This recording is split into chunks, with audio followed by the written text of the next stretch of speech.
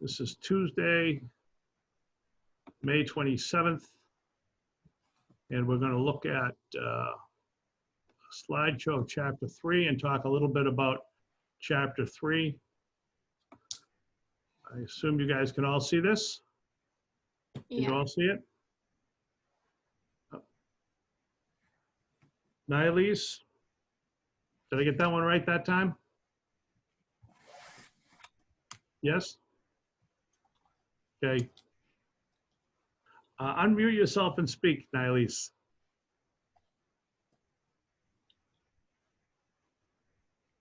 Speak. Was that correct that time? Yeah. Okay, good. Can you see the screen? Yeah. All right, good. These are the objectives in the chapter that we define self-concept, self-awareness, and self-esteem. How many people thought they were the same thing? All right. Then we want to explain the 5 stages of perception. We want to discuss impression formation processes, and then impression management strategies.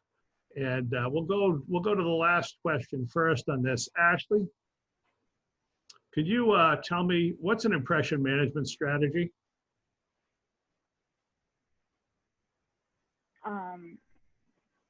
Like what's listed, what's bulleted. I'm sorry, what's that?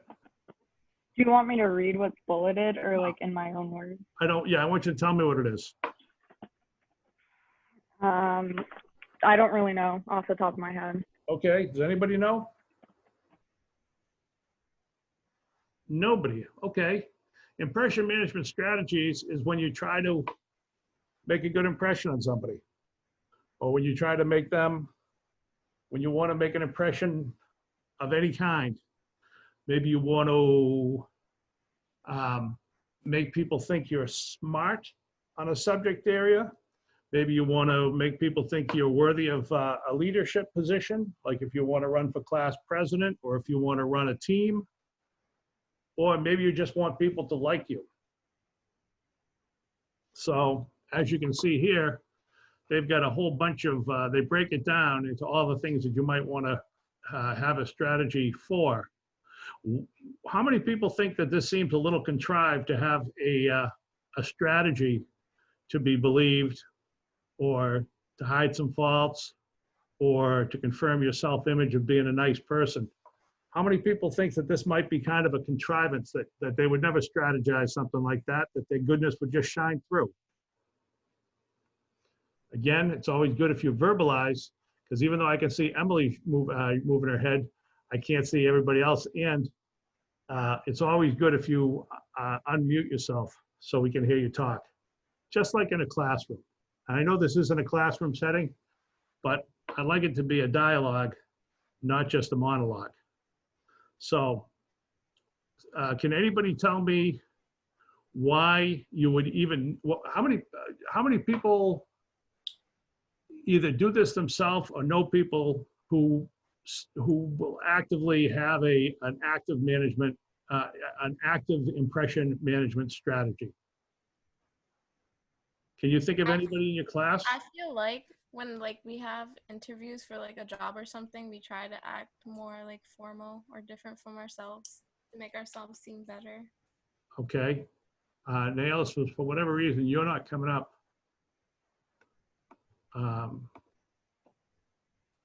Say that again, Nilese. Was that you that was speaking before?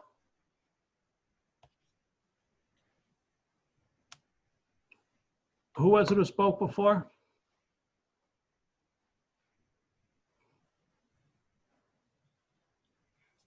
I know somebody spoke before. I thought it was Nilese. Yeah, that was me. It was? Yeah.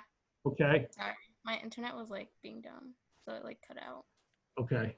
So what were you saying about it?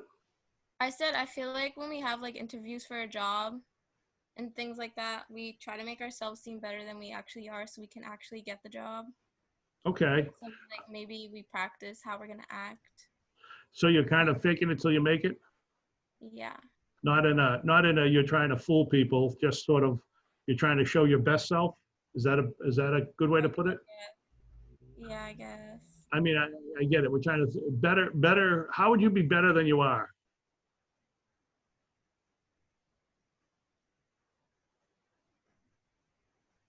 I don't know. In a job interview situation. Okay. So you're just trying to say, if you want to put if you want to put yourself across as being a confident, professional person Yeah. for job. Okay. So again, I don't know if better is exactly where you want to go, or versus, your best self. And I know it's splitting hairs a little bit, but I think it's more about putting your best self forward, because you always want to be ethical. Like, for example, you could put something on your resume, um, saying you had more experience than you do, for example. And a lot of people do early in their careers. It's interesting how many people will put something on their resume early in their career, and it'll come back and bite them later in their career because they won't take it off. But it kind of leads people to think they have experience they don't have. And a lot of people get away with it, but it is something you want to be aware of. As you want it to be aware of something that'll come back to bite you, as with any ethical situation. I'm assuming I don't have to explain too much about ethics to you, right?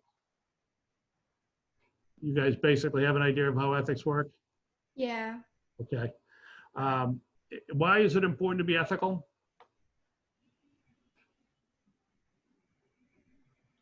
Emily Goslin, why is it important to be ethical? I'm kind of like blanking on like the actual definition of what ethical is, but like I think it's important to be ethical because if you don't put your true self like out there, then people are like counting on you to do something that you're not capable to do. So it would be like hurting you and like other people. Okay. Yeah, I mean, ethical is basically, yeah, being your true self, being fair. Is it ethical to, we get into this with professional communication. As you guys know, you can blind copy an email and you can copy an email. So if you're sending an email to, let's say, to your friends, we'll say, whatever, Cole and Angel, and you're writing something to Cole about Angel, and then you blind copy Angel. I'm sorry, you blind copy whatever. You send it to one of them, you blind copy the other, and then the other one responds. Then all of a sudden, there's information out that you don't want to necessarily do.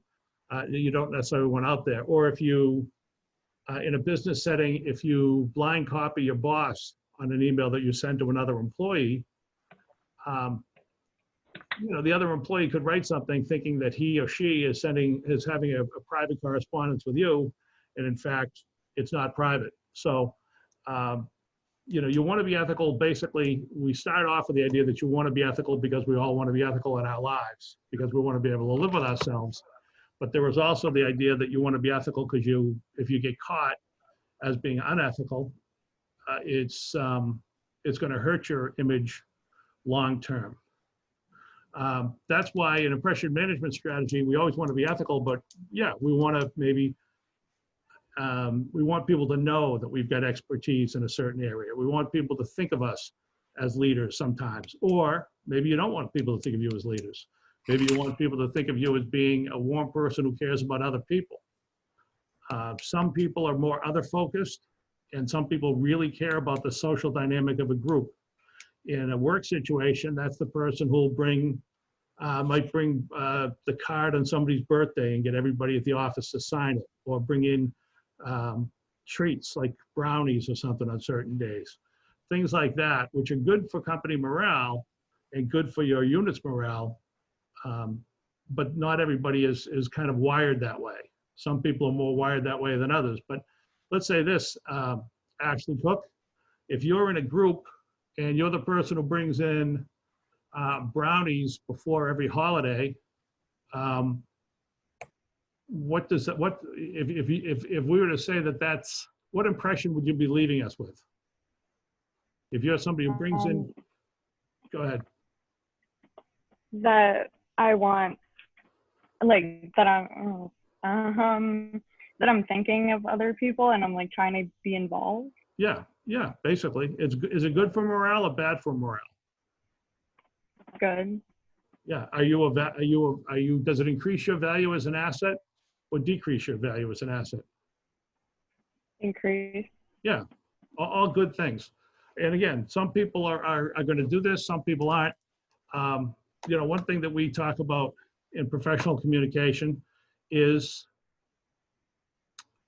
just saying hello, learning people's names. It's unbelievably important. I know kids, I'll have students and I'll address students by name the entire semester. And of course, in college, you're only in class with somebody for a class at a time for 14 weeks at a time, but you might be in class with that person 2 times, 3 times a week. And it always amazes me that people at the end haven't learned everybody's name. And I don't mean in the first half of the semester, I mean the second half of the semester, but there are a lot of students who don't even know the name of the student who sits next to them, even though I've called on that person by name the entire semester. So but learning someone's name is a good thing and a big thing. Anyway, back to this. These are the things we want you to learn from this chapter. Whoops, sorry. We'll start with self-concept. What's self-concept? Let's see. Cole. Self-concept is like how you think of yourself. Yeah. Like, Yep. Yeah, basically. How you see yourself, and how do you determine self-concept? Cole, will stay with you on this one. Through these things, through these 4 areas. How do others see you? How do others see you? Cole, do you have a sense of how others see you? yeah, Do you have a sense of your own, do you ever compare yourself to your peers? Do you ever say, yeah. You do, right? Mhm. I mean, you've got to have, most people do, particularly, I'd say all the way through life. I think most people do. It's like, well, I'm not as, it can be anything from the physical of I'm not as strong as this guy, I'm not as fast as this guy, but I'm faster than him and I can throw better than him, to the, personality, the intellect, the stronger in one area than another area. You run all those social comparisons, right, Cole? Yeah. Okay. How about cultural teachings? What's that mean, Cole? I think it's like how you kind of fit in with your culture. Like, say if like, I don't know, say you're like you're in like a Greek family. Like, how do you fit in with their traditions? Are you like an outcast, or do you like follow like what your family does? Okay. Yeah, that basically is right. In some cultures, it's believed that the man is kind of worshipped and, or let's say the man should do all the heavy lifting. The woman should do all the cooking and the cleaning. We've all heard this one, right? Hello, you still there? I'll go with Cole only for this. Cole, are you familiar with the Greeks? Kind of. Okay, so if we look at older Greek culture, that's one where women are definitely, depending on when you catch culture, because culture always evolves. But Greek culture, the men, there's not much expected of them in terms of cleaning in the house. Is that correct? Yeah. They are expected to go off and make something of themselves. Is that correct? Mm-hmm. And women, of course, and this, this changes, but in many Greek cultures, Greek households I've found, the old line Greeks, it's, the woman's going to college and she's still, there's still that thing of the woman's going to college to meet a nice boy and get married. I don't know if you find that to be the case anymore. I think it's changing, certainly. But have you found that where the female is kind of a second-class citizen in that way? Yeah. And the woman might, in fact, do the wash, do the cleaning, do the cooking. Mm-hmm. Yeah, that's a good example. So if you're seen as an obedient son, the idea is that you're going to go off and study hard or work hard and make something of yourself in that area. Is that correct? Yeah. Yeah. How about respect for your parents? You're going to be respectful? Yeah, of course. Is that a cultural teaching? Yeah, I'd say Yeah. so. Okay, good. And then there's your own interpretations and your own evaluations, and that's sort of a personal thing. So that's kind of what you think of yourself. And it's kind of, it's almost it seems like to me at least that your interpretations and your evaluations are very much based, incorporate the other three things. Does that sound right to one and all? We'll stay with you, Cole. Is that right to everybody? Yeah. There you go. We'll let you answer for everybody. Good, nice job. I don't know if you guys saw this in the book, but this is, some people, when they do social comparisons, some people are looking up and some people are looking down. Upward comparison and downward comparison. Libby, what's that mean? Upward comparison and downward comparison?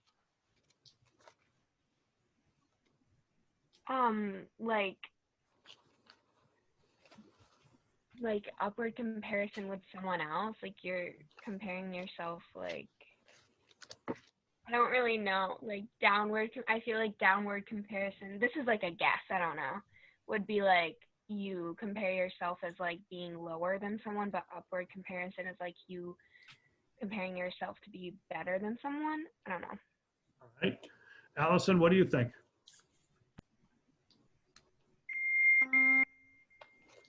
You think Libby's got it?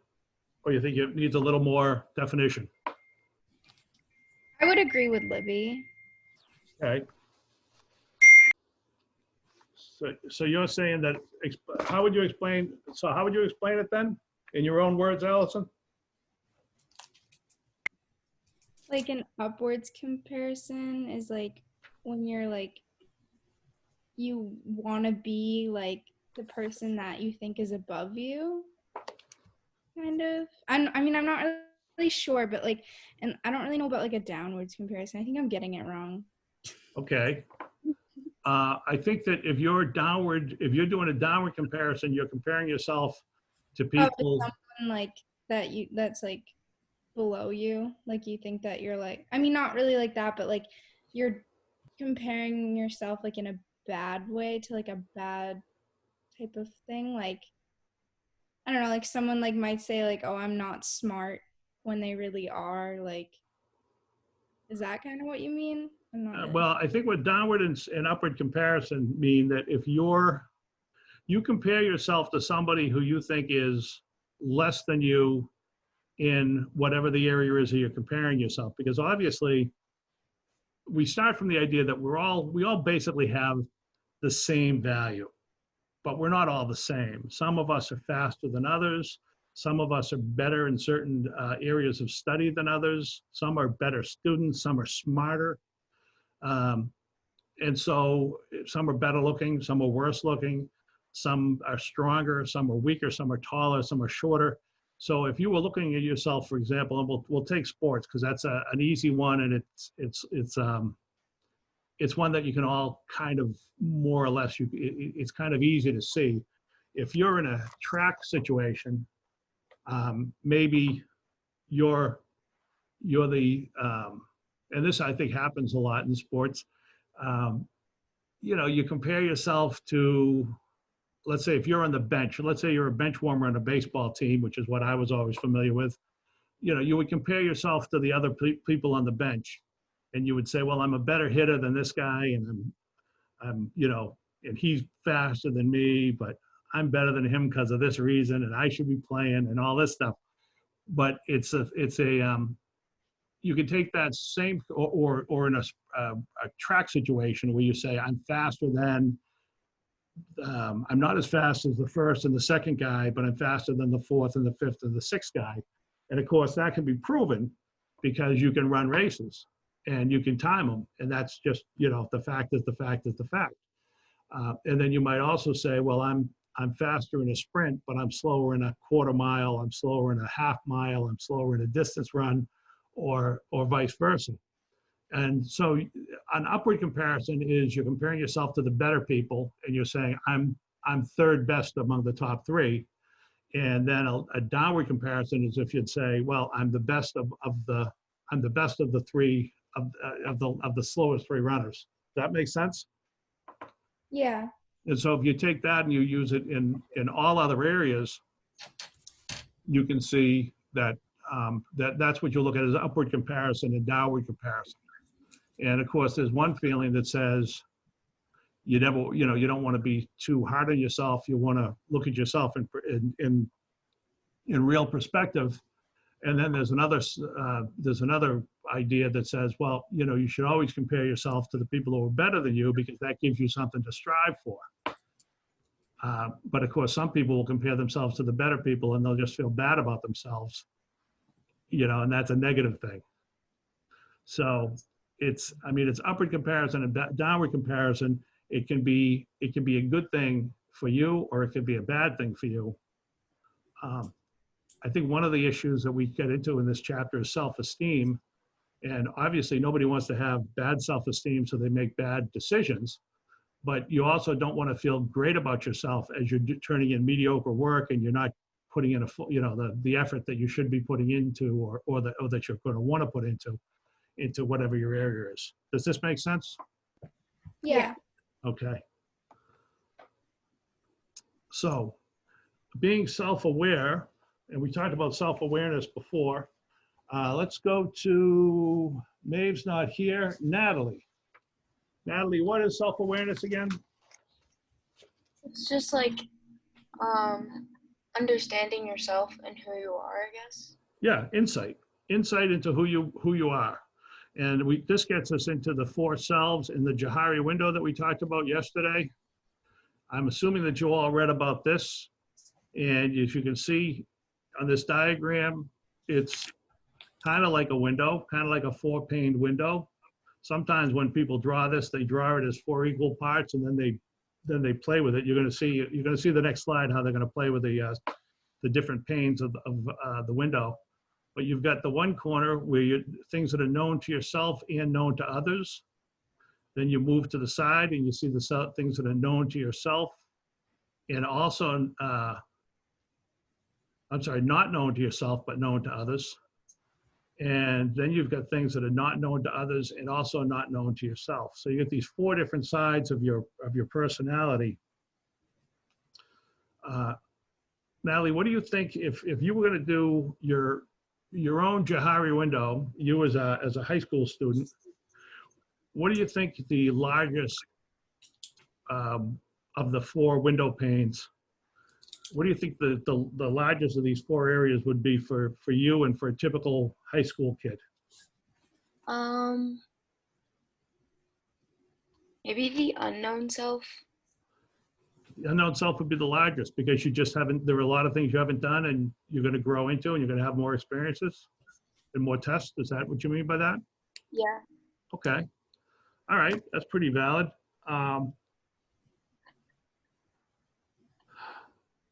Emily, what do you think of that? Which one? Emily with an I. Emily with an I. Okay. What do I think of what Natalie said? I agree with the biggest part being the unknown self, because most of us are like 17 or 16 years old and we still have so much of our life that we haven't done anything with. So there's a lot of unknown skills and stuff. Right. And a lot of it, we're not necessarily talking about, she's going to go on to be, well, I guess, yeah. I mean, as you're tested, you find out more and more about yourself. You're more resilient than you thought you were. You're less resilient than you thought you were. You're kinder, or you're not as kind as you thought you were. Obviously, people who are tested in battle or tested academically find out a lot about themselves if they go into the service after high school or if they go into college. Here's another way to look at it. As you can see, different structures.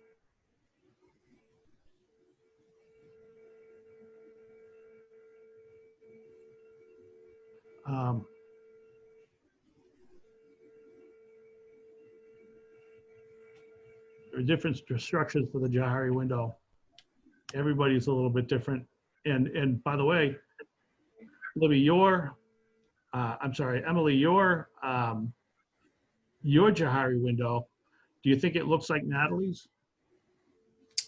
Well, I don't really know what Natalie's Johari window looks like, so I think like everyone's is different because some people might be a little bit more in tune with themselves and they might have done more things than others, so they know more about themselves, or they're more open, so more people know things about them. So I don't think it's like easy to compare others. I think you're right about that. Emily, Emely, what do you think of that? I mean, I agree because like everyone's is different, so I don't really like know what others looks like. I don't even know probably what myself looks like, but I know basically like what it consists of. But everyone's is different, so. All right. If you were Emily with an E, if you were going to look at your open self, what things do you think would lie there that people would say, oh yeah, that's Emily. That would definitely go into her open self. I mean, I feel like my personality, like some people would know that because like they interact with me, so they would have to know that. Okay. Like my personality or like basically common thing, like I don't know, my favorite color or whatever. Just because like it's just the small things that like, you know, make your friends your friends. So Okay. like to not have to, but I feel like they would know that, you know, certain things. Okay. Who knows you well in the class? Does Ashley know you? Who knows me in the class? Yeah. Has Ashley been in other classes with you? Yeah, sure. Okay. Ashley, would you say that Emily's description of herself through the open self category is about right? Are those all things that you know about her? Yeah. Okay.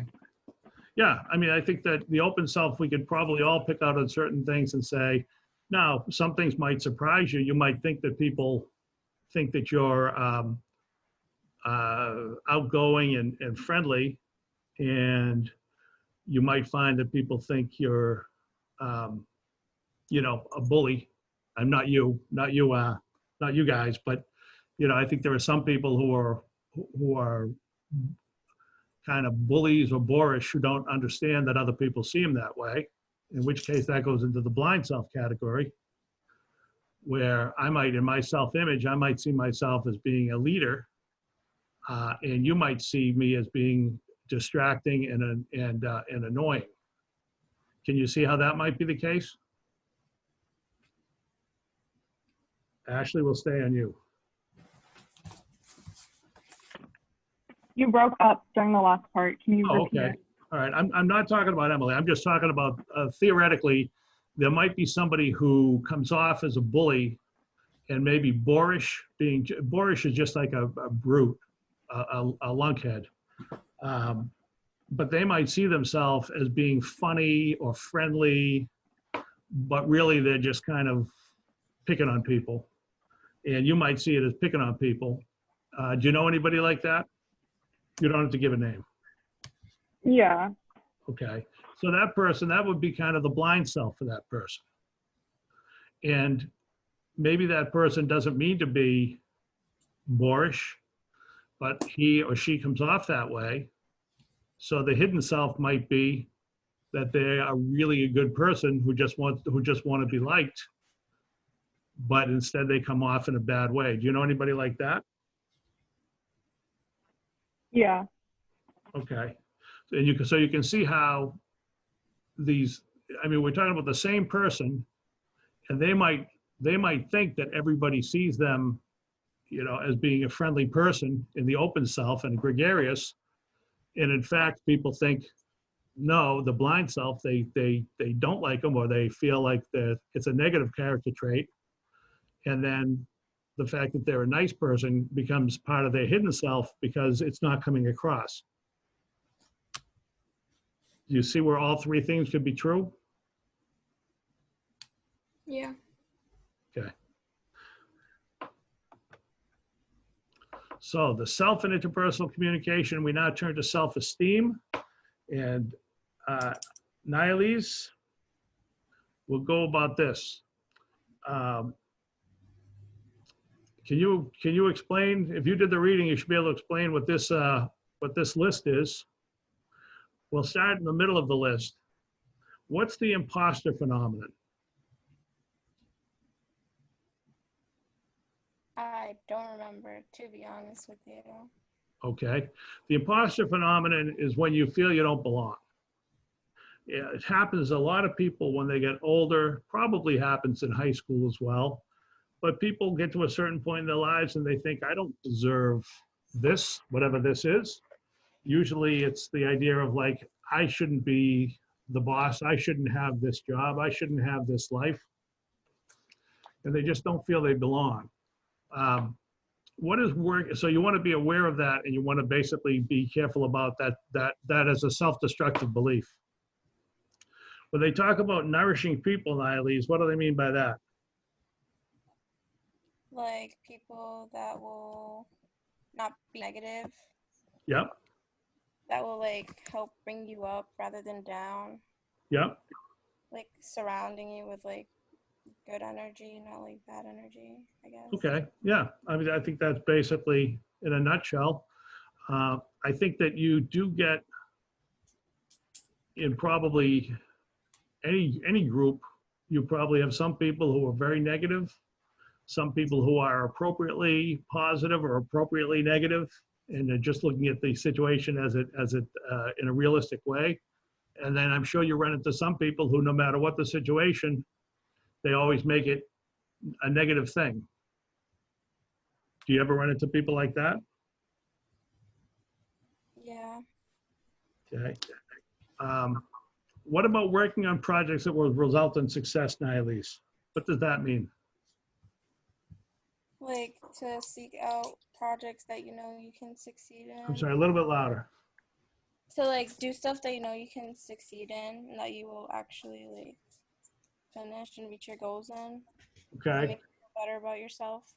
Why is that important? Because if you do something that you can't really finish, you might feel like bad about yourself because you can't finish it. Like you feel like Okay. you're not good enough to do it, maybe.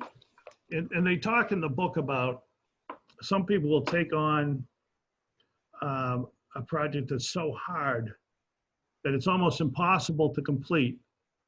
And this is one of these things they say, work on a project that will result in success. I guess if you take that at face, you might say the difficulty you might run into there is you might take on projects that are too easy, not appropriately challenging. So I think it's one of these things where, yes, you should take work on a project that will result in success, will give you self-esteem, but you also want to be realistic about it and be challenged. Have you ever had a project that didn't go the way you had planned? Yeah. Huh? I said yeah. Okay. Did you learn from it? I guess. I don't know. Okay. I mean, I didn't want to do it again. Yeah, that's not necessarily, I mean, I think you can learn from things and just never want to do them again. And sometimes what you learn is you never want to do that again. But you also want to be, like I said, I think you want to you want to be careful that you're not taking on tasks that are impossible to succeed at. But like I said before, you want to make sure you don't take on just things that are easy, because we don't grow if we don't challenge ourselves. But certainly your self-esteem will be better if you succeed at things. Was the thing that you failed at, is that something you can tell us about? I mean, I'm going to say I feel at a few things. I'm sorry. I don't really remember what they are specifically. I just know that it did not feel good. Okay. Yeah, that's okay. Good. We'll move on to the next one. reminding yourself of your successes, that one we get. I mean, some people, and again, kind of like the imposter syndrome, where somebody's pretty successful, but they just don't feel that successful. They don't feel they deserve it. The same way, if you remind yourself of successes, it's, you know, it's a good way to keep yourself motivated and keep yourself in perspective. I think the big thing is just to, you know, the big thing is just not to get down, you know, too down on yourself. And, you know, if I compared myself to Bill Gates, I would be really disappointed by the way my career had gone. And I think most of us would. But you know, also you don't, so it's probably a good idea for somebody like me not to compare myself to Bill Gates. Does that make sense? Do you know who Bill Gates is? Sorry about that. He created Microsoft. Famous guy. Finally, there's affirmation, which is basically statements asserting that something is true. And it's basically a positive statement about yourself, and it's just the idea of being positive. There are entire books written about language of positivity and in dealing with people and always keeping your language as positive as possible. And the idea behind that is simply because a lot of times when you use negative language and you think negatively, it can almost be what's called an emotional, you know, you think in the language of emotions, you think in the language of negativity, and what happens is this wave of negativity rolls over you or the people you're with, and it can be a bad thing. So I don't know if that makes sense, but you basically want to be positive with yourself, and you want to be positive with your achievements. You don't want to be unrealistic about things, but I think you've got to look at what you do well and keep it in mind, not let yourself get too down on yourself. Heismer. You still there? All right, so Heismer's not here. Jada Lee. Hi. Hi there. So we've got this self-esteem and Facebook. Is social media a good thing for self-esteem or a bad thing for self-esteem? When I was reading, it could be both. Yeah, it can be both. And they talked about the difference in the people who have, what is it, positive self-image and negative self-image? Was that what they talked about in the book? Yeah, I think so. And they said people with a positive viewpoint tend to look at themselves. How do they post more about family, work, education? And people who are negative do more of monitoring their wall and seeing how many likes they have. What do you think about the, I mean, there've been a lot of studies on the negative, there've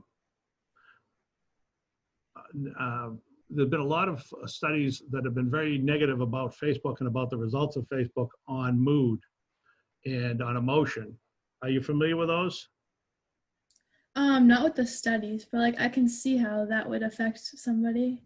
Yeah. Feel bad about themselves or good, I guess. Okay. Yeah, and a lot of it's because, you know, you get likes, and what happens if somebody writes something negative on your wall, or you know, a comment, you know, that looks stupid, or that is stupid, or, you know, I do find a lot of people who are very successful will tell me, the ones who write and who have things on Facebook like this, like writers for magazines and newspapers. One of the things that they say, and almost across the board, is that they do not read the comments, because which doesn't mean they don't have somebody read them for them and tell them if there's anything important to be addressed, but they don't read them because there are so many people who are just, you know, they're trolls, or they're just negative and they just want to write something negative, and it can be depressing. And so as much as nice as it is to get 150 likes for your post on social media, it can be just as devastating to post something and only get 2 likes or get people commenting. So this is why, and they actually say that sometimes a lot of the thrill that you get, there'll be this release of endorphins to your brain. Have you heard this? No. I haven't, but Endorphins are chemicals that are released that make you feel good. And of course, but then when you don't get, but then they go away, and then you want more, and it becomes almost like a thing where you're missing it. But it's a very, it's a very surfacey kind of a feeling.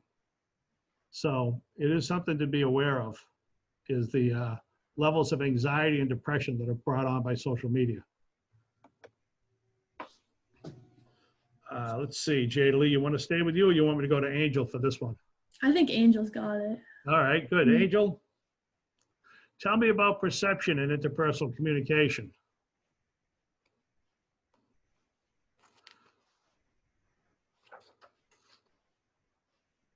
Have we lost him? Let's see who we've got.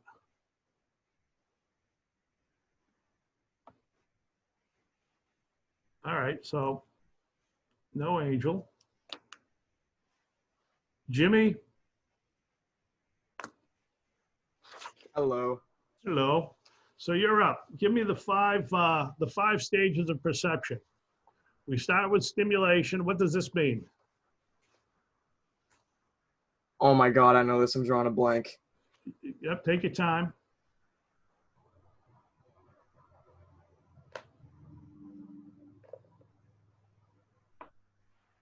Stimulation is something to get your attention. It can be everything from a smell to a sound to a voice. Something catches your attention. And then whatever that thing is, you kind of organize it. And you organize it by rules, by schemata, by scripts. And that's basically, you organize it into, oh, I smell that smell. It smells like lilacs. I don't know where that one goes actually, but when they talk about organizing things, what do they mean by that? You can organize like your perception, like your self-perception into different, oh my gosh. You can organize it into different, like, I guess, sectors of, I'm losing it. Yeah, this was a tough one to explain. But yeah, so the first thing is something catches your eye, something catches your attention. Sometimes it's a situation you're in. Then your organization is, I recognize this. So those are your rules, or you do it by schemata, which is also called schema if it's plural. And the schemata is the template.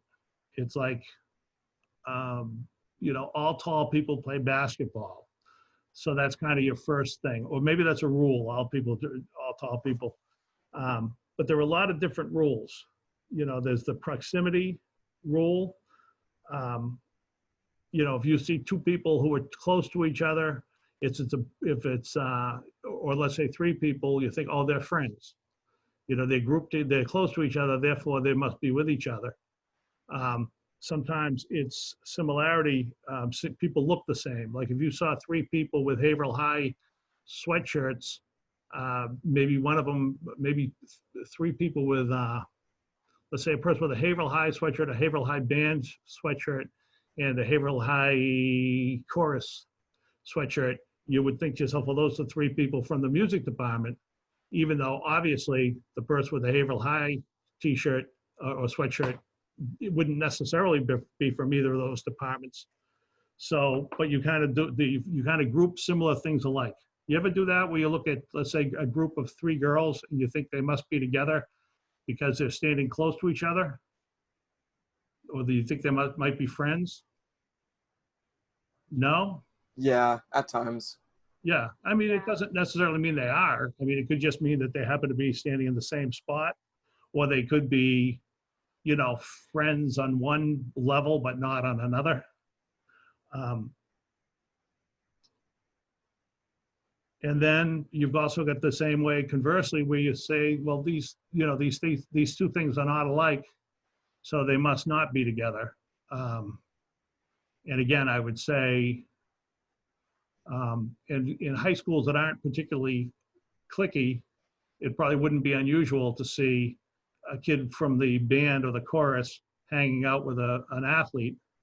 And then in schools that are super cliquey, you might find, well, you would say, if you're in that school and you see somebody who's a band person with an athlete, you would think, well, they must not be together because nobody's like this in, whatever cliquey high school I'm in. I don't know how Haverhill is. Is Haverhill a pretty cliquey place? Jimmy? No? Okay. I don't know. It's hard to tell sometimes. Okay. Yeah, I mean, that's high school. I think that's high school. And again, these rules aren't hard and fast. They aren't forever. They're just kind of the general way we group people and the way we perceive things. How many people, when they see somebody come in carrying books, thinks they have books, they're bringing their books to class, therefore they must be prepared, therefore they must be a good student? Jimmy, would you feel like if you saw somebody carrying books to class, that they would be a good student, a bad student, or you wouldn't have a perception about them at all?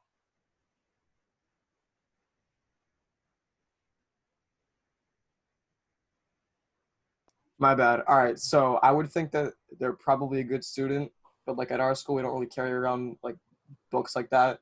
We kind of just bring our backpacks everywhere. So I mean. Oh, okay. So it's backpacks. If you had somebody who sits down and they have nothing in their backpack, or they don't have the textbook, I guess if they don't have the textbook and everybody's using the textbook, that's pretty much not just a template, but also an indicator that they wouldn't be a good student. Would you say that's accurate? Yeah. Although that could be the one day that their brother took their textbook or something like that. So you don't really. Right. And this is the thing with all these scheme and schemata and all this perception, you have to remember that that's your perception for that moment. And it doesn't mean that that's the actual perception long-term.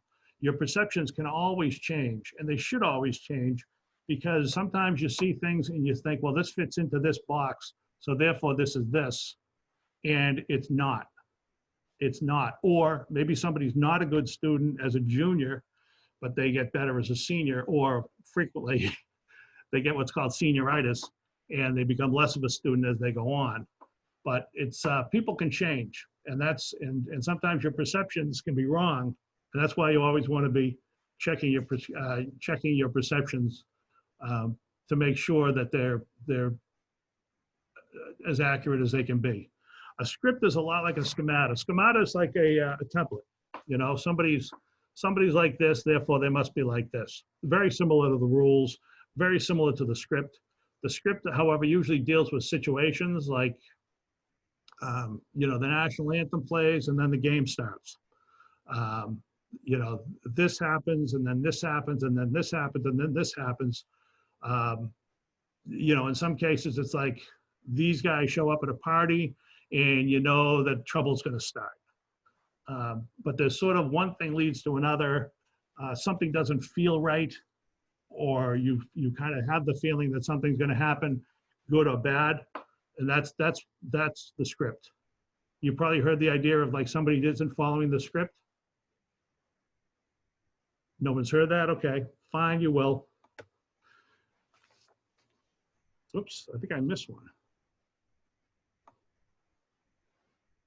Yeah, there it is. Stage 3. Jimmy, you want to take a whack at this? Interpretation and evaluation? So in a communication set, you have when someone tells you something or when you hear something, you're first interpreting it in multiple ways and then evaluating it to find like a deeper meaning. If it like can go multiple ways. That's not a bad whack at that one. But if we're looking at it in terms of the stages of perception, we start with the idea that something catches our attention, then we kind of we organize it according to, however we're seeing it. At that point, we want to interpret it and evaluate it and kind of decide what it is. And then in stage 4, we kind of tuck it into the memory. And in stage 5, we recall it so that, let's say, for example, that you saw Courtney somewhere, and Courtney was, I don't know, winning the school spelling bee, and you thought, well, she's a good speller, she must be a great student. And then, you know, a year later, she's in one of your classes and you hadn't been in a class with her before, and you think to yourself, she's really smart. I will sit next to her, and some of that smartness will rub off on me. That would be memory and recall. You see how that would be working for you? Yes. So in that case, stage one would be, she would be in the spelling bee, and she would be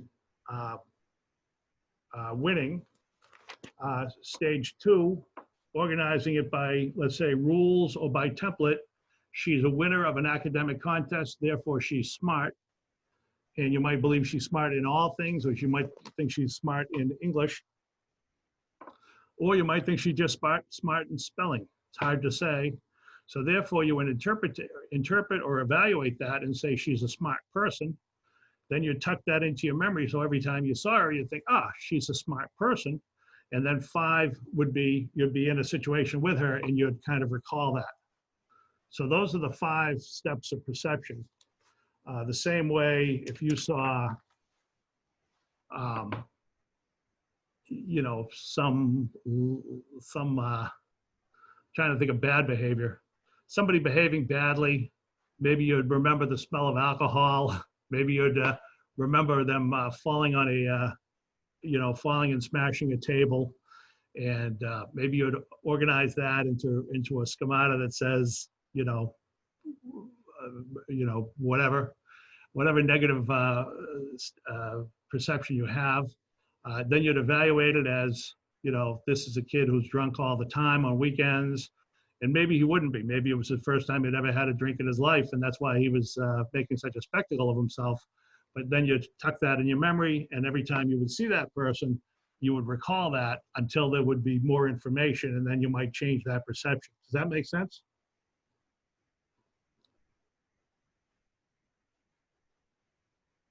Yeah. Yes. Thank you. Thank you. I'm just waiting till I get to the yes, and then we can move on. So, impression formation processes. Now, this is when you're, so you've gone from you perceived it, and now you're looking at your own impressions. You're dealing with your own impressions, and you want to be sure that you don't get the wrong impression of people. So you want to make sure that your impression formation is as accurate as possible. Does this make sense to one and all? The one that I look at here that I think is really important is the self-fulfilling prophecy. And I see it all the time with freshman college students and sometimes with sophomores.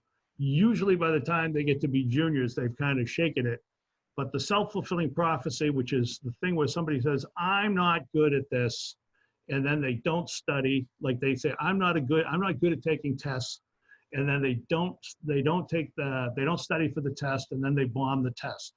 So their prophecy, I'm not a good test taker, becomes reality because they've given up before they've started. I'm sure that you've all had some sort of experience with that, if not with yourselves and with your friends. Somebody says, I can't dance, so they don't dance, and then they never dance. And when they do dance, they're mechanical men. Or somebody who says, and this again, a sports thing, you'd have a pitcher and he would look great from the side, and you would almost see guys who would think, oh, I can't hit this guy. He's too fast. I can't. And they don't even give themselves the chance to fail because it becomes a self-fulfilling prophecy.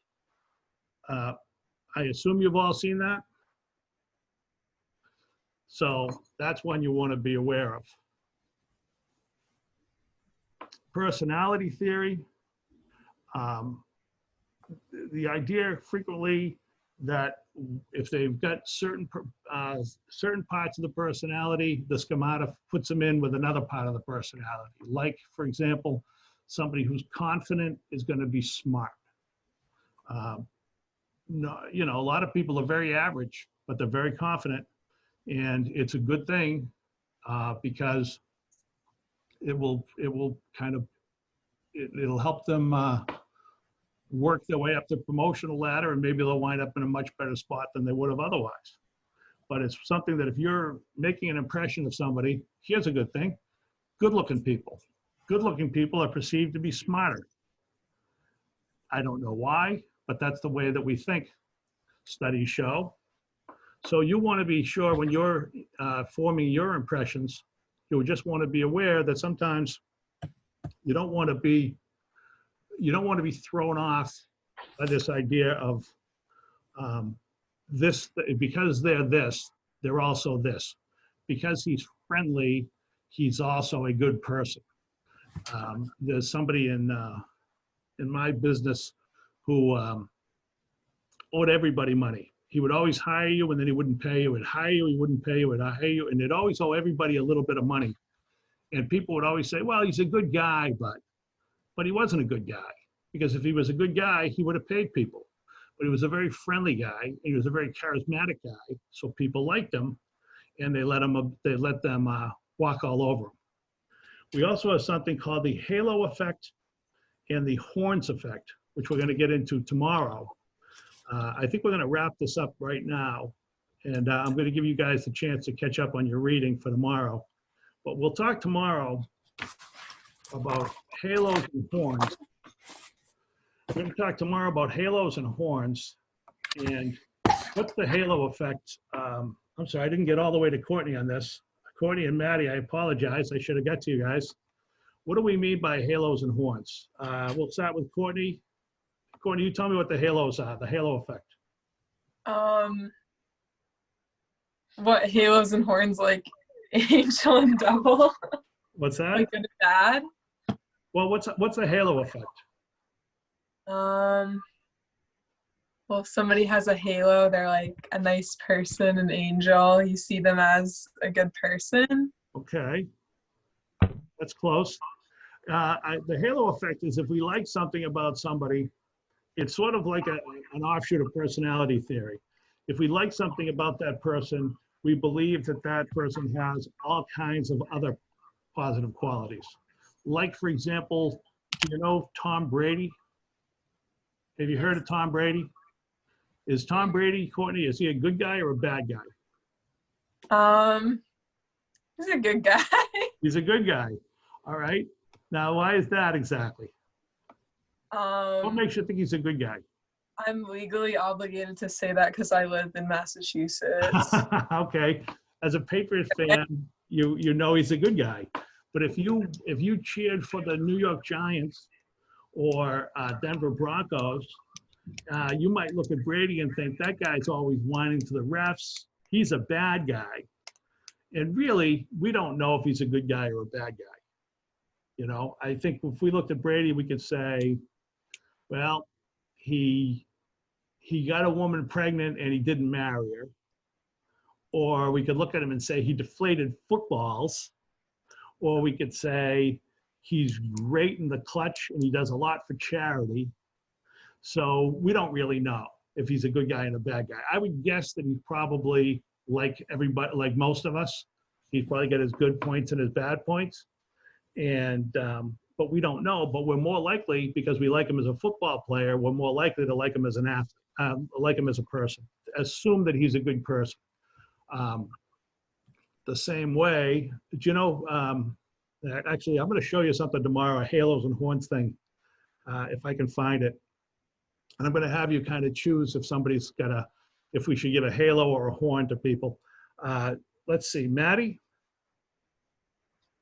Is Maddie still here? No, we lost him. I'm right here. No, I'm right here. Oh, I'm sorry, Maddie, right there in front of me. What's the horns then?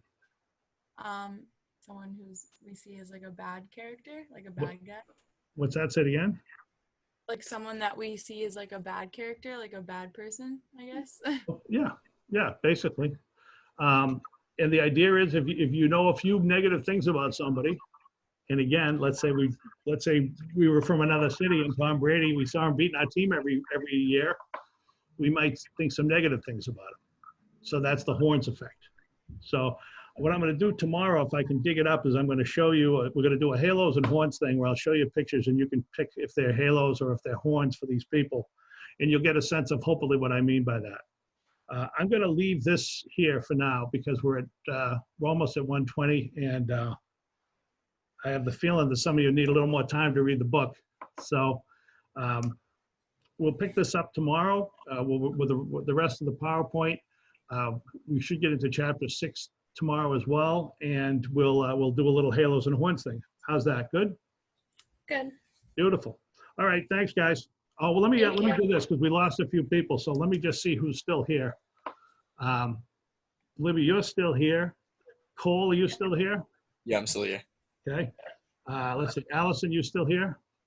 Yeah, I'm still here. Okay. Maeve's not here. Natalie, you still here? Yep. Okay. Meg? No Meg? Emily with an I? Libby? Yep. Yep. Okay. Emily with an E? I'm going to, yep, there you are. Ashley? Yep. Okay. Nihilus? Sorry, Nihilese. Yeah. Nihilese? Oh. Heismer's gone. Oh, Heismer, you're still there, but you're not answering. I can't figure this out. I can't figure out, do you think Heismer's here or do you think he just turned his computer on and left? He said that he texted me. He says he could hear you. His mic just won't turn on. Okay. Tell him there's there's a little thing, if he hovers his cursor on the bottom, there's a little chat function, and he can communicate using the chat function in the future. But we'll give him credit for being here then. Jada Lee, you're here? Here. Okay. Angel? Angel out, okay. Alice? You're here? Here. Here. Jimmy's here, Courtney's here, Maddie's here, Tommy's not here. Good. We'll see you guys tomorrow. Thanks very much. Thank you. Bye. Thank you.